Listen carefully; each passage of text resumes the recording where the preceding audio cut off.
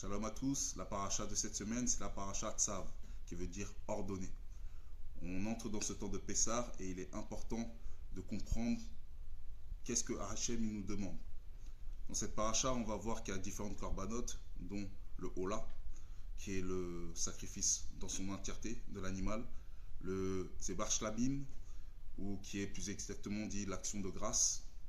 Il va y avoir l'offrande de paix également. Il va y avoir le Hatat, pour tout ce qui est transgression involontaire, et il va y avoir également le Hacham, pour tout ce qui est transgression spécifique. Dans cette paracha, Hachem demande à l'homme, enfin du moins au Bnei Israël, de brûler continuellement l'animal devant lui. Et plus exactement, il est dit dans Vaïkra 6.6, le feu brûlera continuellement sur l'autel et ne s'éteindra pas.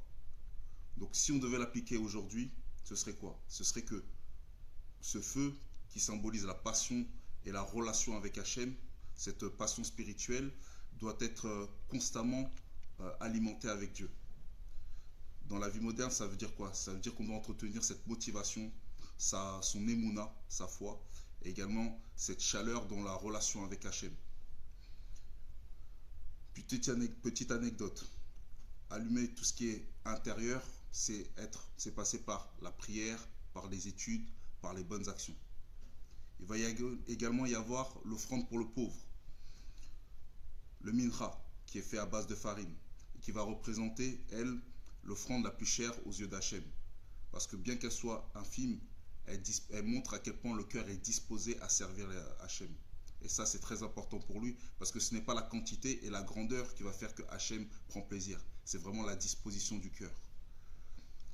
Donc, dans cette petite mitzvah, si elle est faite avec amour, l'effort qui est fait pour Hachem, est-ce qu'il y a du poids devant lui? Ce qu'il veut, c'est vraiment la sincérité de nos cœurs. C'est pour ça que même avec les petites choses, Hachem nous demande vraiment de grandes choses à travers notre cœur.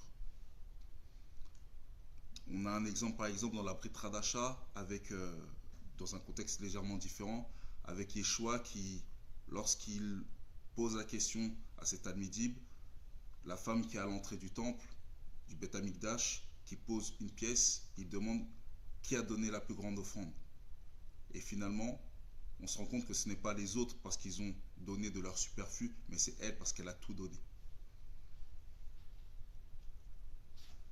Il y a le Hatat, Hacham.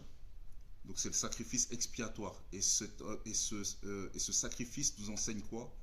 La responsabilité personnelle dans les actes que nous posons, dans les réflexions que nous avons. Et si on devait l'appliquer de manière moderne, dans le contexte d'aujourd'hui, on ne peut pas juste laisser passer nos erreurs, il faut les reconnaître déjà devant Hachem, premièrement. Il faut exprimer le regret avec une sincérité du fond du cœur. Il faut réparer, si possible, le mal qui a été fait.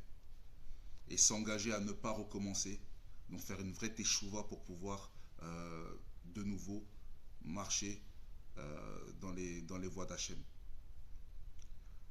Cela peut être un simple pardon sincère, mais vraiment une réparation doit être concrète et faite avec la volonté du cœur. Il y a le service dans la discrétion et dans la discipline. Par exemple, il était dit aux Kohanim qui devaient suivre un rituel précis et souvent invisible du grand public, de pouvoir réaliser les offrandes pour ceux qui venaient les présenter devant Hachem, au Beth Amikdash. Et aujourd'hui, beaucoup de choses importantes se passent dans l'ombre. Et ça, c'est aussi important. Pourquoi? Parce que beaucoup d'entre nous allons aider nos familles, nous allons travailler honnêtement, nous allons soutenir le pauvre, nous n'allons pas chercher la reconnaissance. Et la Torah favorise vraiment le service humble et constant de celui qui lui est fidèle. Par exemple, Yeshua dira dans la Brit Hadasha que ta main gauche ne sache pas ce que fait ta main droite. Et ça, Hachem, il est vraiment très attentionné sur ça. Et on le voit dans cette paracha.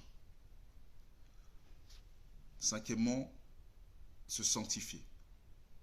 Être kadosh devant Hachem. Il y a une expression qui dit que l'habit ne fait pas le moine, c'est vrai. c'est ce qui se dit aujourd'hui. Mais à l'époque, Hachem il a demandé au moment de l'onction d'Aaron la mise en place de vêtements qui nous rappellent que le vêtement et le comportement font le Kohanim. Et ils sont censés refléter, ils font le Kohanim à partir du moment où ils reflètent la disposition intérieure. Aujourd'hui, chacun peut être une sorte de Kohen, même si on ne l'est pas pour certains. Certains le sont dans les Bnei Israël. Mais ce qu'il faut, c'est être un modèle intègre. Il faut soigner ses paroles et son apparence, son comportement pour refléter vraiment la gloire d'Hachem et amener la lumière autour de nous.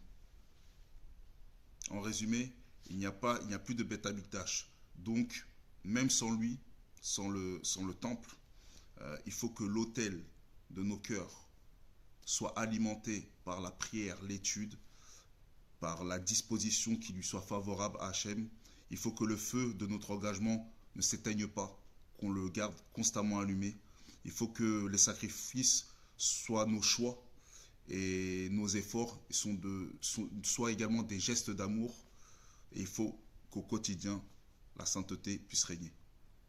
Shabbat Shalom.